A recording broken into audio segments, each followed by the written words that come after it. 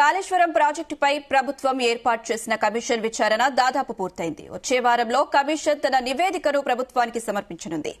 విచారణ పూర్తి చేసిన కమిషన్ దాదాపు 400 పేజీల రిపోర్టును సిద్దం చేసింది. కాళేశ్వరం ప్రాజెక్టుకు సంబంధించి ప్రతిపాదనల దశ నుంచి మేడిగడ్డ కుంకుబాటు తర్వాత 2023 డిసెంబర్ వరకు జరిగిన ప్రతి అంశాన్ని రిపోర్టులో రికార్డు చేసినట్లు తెలిసింది.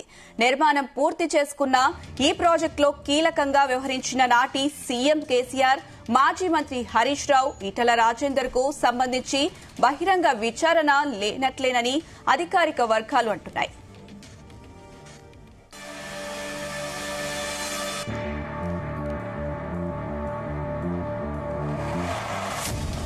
తొలుత వీరిని క్రాస్ ఎగ్జామినేషన్ కు కమిషన్ పిలుస్తుందని భావించినప్పటికీ రిటర్న్ స్టేట్మెంట్ తీసుకునే అవకాశం ఉన్నట్లు తెలిసింది. ఇక రిపోర్టులో విజిలెన్స్, ఎన్డీఎస్ఏ నివేదికను కేవలం రిఫరెన్సులుగా మాత్రమే పరిగణించినట్లు సమాచారం. కమిషన్ స్వతంత్రంగా దర్యాప్తు చేసిన వివరాలే ఈ రిపోర్టులో కీలకంగా ఉండనున్నాయి. 1,00,000 కోట్లతో నిర్మించిన ఈ ప్రాజెక్టులో మొదటి నుంచి జరిగిన అన్ని విషయాలు రిపోర్టులో స్పష్టంగా పొందుపరిచినట్లు తెలిసింది.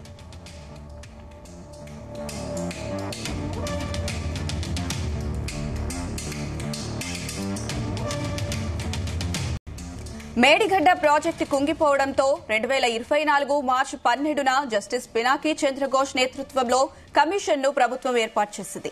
14 నెలల పాటు విచారణ కొనసాగింది. 6 సార్లు కమిషన్ గడువును సర్కార్ పొడిగించింది.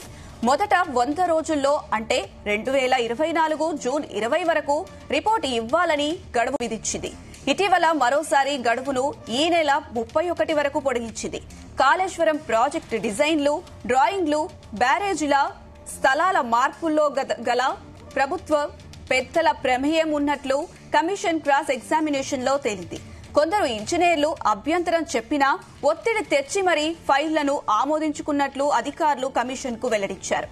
క్షేత్రస్థాయి ఇంజనీర్లకు ఒక విషయం చెప్పి పై స్థాయి ఇంజనీర్లకు మరో విషయం చెప్పి గందరగోళం సృష్టించారని, తమకు నచ్చినట్లుగా బ్యారేజీల డిజైన్లు, డ్రాయింగ్లు, నిర్మాణ ప్రాంతాలను మార్చుకున్నారని కమిషన్ దృష్టికి తెచ్చారు.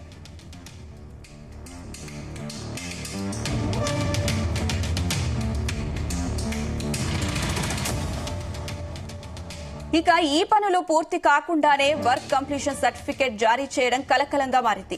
కొన్ని పనులు చేయకుండానే చేసినట్లు చూపడం, నిర్వహణ చేయాల్సిన బాధ్యత ఏజెన్సీకి ఉన్నప్పటికీ పట్టించుకోకపోవడం ఇక్కడ ప్రధాన అంశం.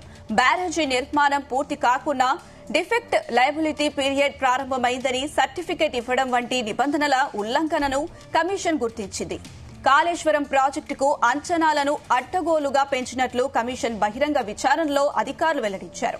ఎంక్వైరీలో తుమ్మిడిహెట్టి వద్ద ప్రాణహిత చేవెళ్ల ప్రాజెక్టును 38,500 కోట్లతో నిర్మిస్తే 16 లక్షల ఎకరాలకు నీరందేదని, కానీ రీ ఇంజనీరింగ్ పేరుతో కాళేశ్వరం ప్రాజెక్టు అంచనాలను 1.47 లక్షల కోట్ల రూపాయలకు పెంచినట్లు కమిషన్ అధికారులకు నివేదిక ఇచ్చింది.